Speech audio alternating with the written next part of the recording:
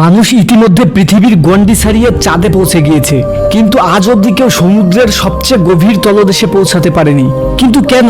এত এত টেকনোলজি থাকার পরেও মানুষ আজ অবধি সমুদ্রের গভীরে পৌঁছাতে পারলো না, জানবেন এই ভিডিওতে। তবে তার আগে আপনি সুন্দর মনের মানুষ হয়ে থাকলে ভিডিওতে লাইক করে চ্যানেলটিকে সাবস্ক্রাইব করে দিন। আপনি যদি মনে করে থাকেন সমুদ্রের গভীরে কেবল সোনা, মণিমুক্তা আর গুপ্তধন রয়েছে, তাহলে আপনি ভুলের স্বর্গে বাস করছেন।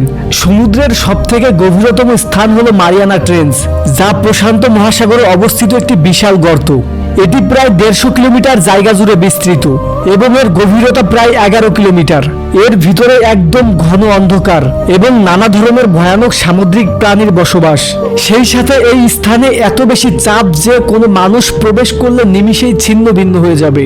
এই কারণেই মানুষ মহাকাশে পৌঁছাতে পারলেও সমুদ্রের গভীরতম স্থানে পৌঁছাতে পারেনি। সমুদ্রের গভীরে এখনো এমন অনেক রহস্য রয়েছে যেটা আজও মানুষের অজানা।